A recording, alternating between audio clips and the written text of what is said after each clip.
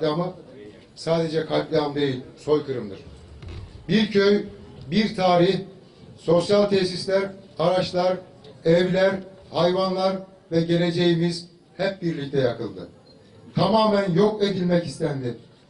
33 insanımızı, bunların içinde biri çocuk ve biri kadın, üçü de erkek olmak üzere 33 insanımız şehit edildi. Bu 5 kişi evlerinde yakılarak ve kurşuna dizilerek şehit edildiler. Bizim 21 yıldır cevabını bulamadığımız soruları ilgililere sormak istiyoruz.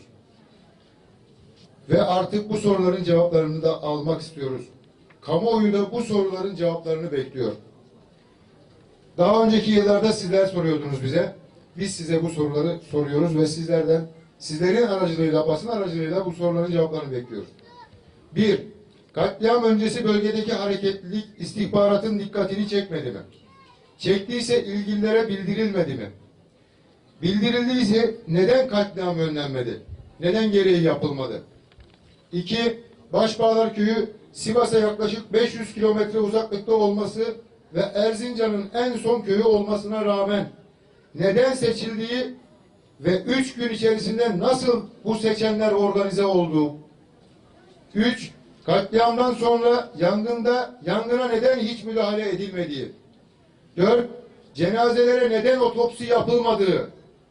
5. Toplanan yaklaşık 600'e yakın boş kovan vardı. Neden balistik inceleme yapılmadığı. 6. Evlerinin içinde şehit edilen yakınlarımızın 5 kişi az önce bahsettiğim neden iş makinasıyla ceset arandığı.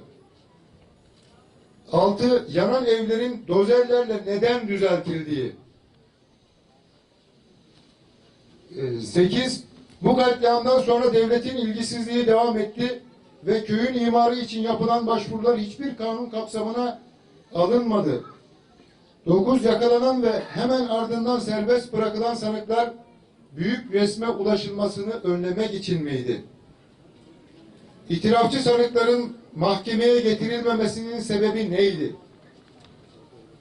Mahkemenin bu kadar eksikliklere rağmen dosyayı kapatması ve Yargıtay'ın bu kararı onaması hukuk skandalı değil midir? Basın, medya, sivil toplum örgütlerinin kayıtsız kalması, çifte standart uygulaması insanlık açısından ne kadar etik? Şehit çocuklarına ve eşlerine hiçbir destek verilmemesi büyük travmalara sebep olmuştur.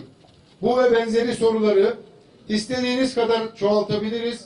Fazlasıyla bu sorular bizde mevcut. Sonuç itibariyle katliam kadar devletin ihmal ve ilgisizliği acıyı bir kat daha artırmıştır. Başbağlar Köyü ve köylüsü kaderine terk edilmiştir.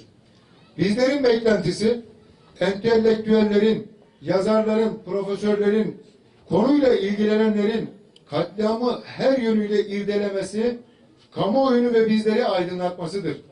Bugüne kadar bu yapılamadı. Bunu bekliyoruz. Öncelikle ve ivedilikle.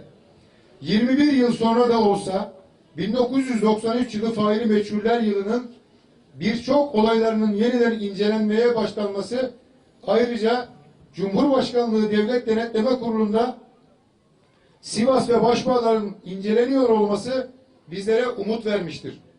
Bu umudumuzu yitirmek istemiyoruz. Başbağlar'ın kaybolan haklarının iadesi ve faillerin bulunması beklentimizdir. Başbağlar şehitlerimizi ve tüm şehitlerimizi rahmetle anıyor. Geride kalanlara Allah'tan sabır diliyorum. Hepinize saygılar sunuyorum.